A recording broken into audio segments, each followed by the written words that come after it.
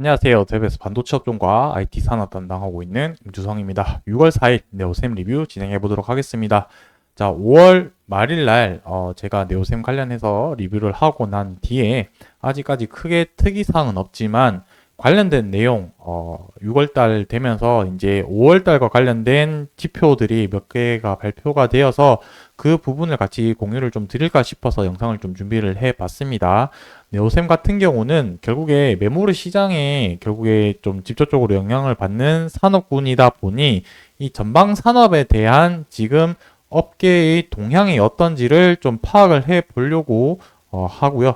그리고 추가적으로 제가 지난번 영상에서 말씀드렸던 금리 내용이 어떻게 지금 변화가 되어 가고 있는지 대해서 한 번 더 언급을 드려보도록 하겠습니다.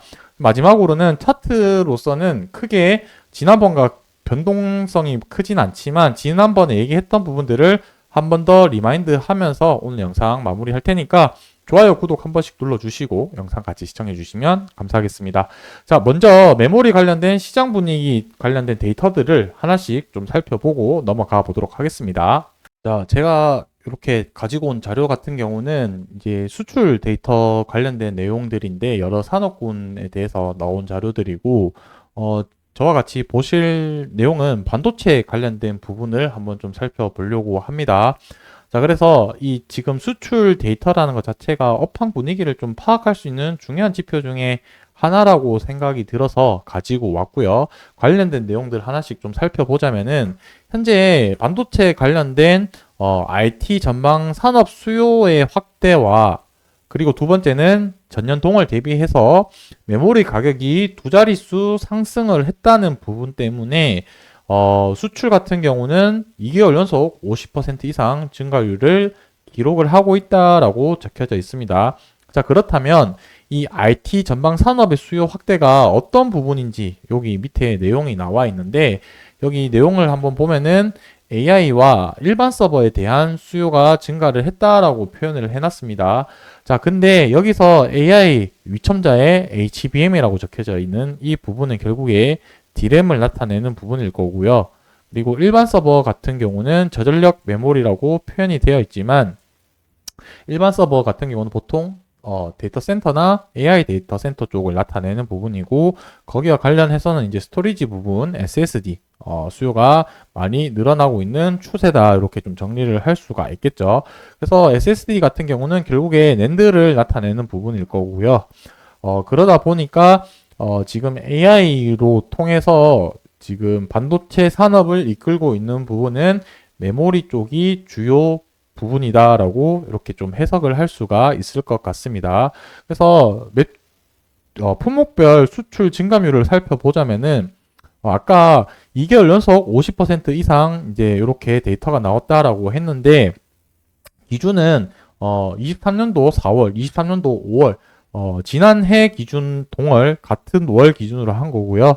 메모리 같은 경우는 거의 두 달 동안 99% 101% 가량 되는 더 높은 수준의 증가율을 보이고 있는 상태인 거고 시스템 같은 경우는 메모리가 아닌 비메모리 부분이 되겠죠. 이 부분은 19%, 12% 상대적으로 조금 낮은 수치이긴 하나 우리가 여기서 간과하지 말아야 될 부분은 10% 정도의 매출 성장은 결코 작은 수치는 아니다. 다만 메모리 부분이 절대적으로 크다 보니까 이 부분이 상대적으로 좀 작아 보이는 부분이 있습니다. 하지만 우리가 네오셈과 연동지어서 투자로서 가치 있는 부분 내용이 무엇이냐면 결국에 네오셈 같은 경우는 주요 매출 품목이 이제 SSD 쪽이 될 거고요. HBM 향 D램이긴 하지만 결국 D램도 CXL도 향후에 엮일 가능성도 충분히 있다라는 점으로 봤을 때 전방 산업에 대한 분위기가 지금 매우 좋다라고 이렇게 좀 결론을 내릴 수가 있을 것 같습니다. 자, 그리고 추가적으로 제가 금리 관련된 내용을 말씀드릴 텐데, 제가 지난번에 5월 30일 날 금리 데이터를 얘기를 했던 게 이제 요 데이터인데 여기에 이제 좀 보시게 되면은 9월 달에 데이터가 동결할 확률이 51.7%였었고 인하할 확률이 42.6%였는데 불과 며칠 만에 지금 좀 바뀌었죠. 지금 이 수치가 9월 달에는 38.4%로 더 줄어들게 되었고 9월 달에는 52.6%까지 올라가게 되었습니다. 자, 제가 지난번에 뭐라고 얘기를 했냐면 9월에 금리 인하할 가능성이 높다. 왜? 11월에 대선이 있으니까 가진 이 권력을 가지고 있는 입장에서는 또 다시 재선을 위해서라면 가지고 있는 권력을 모두 동원을 하겠죠.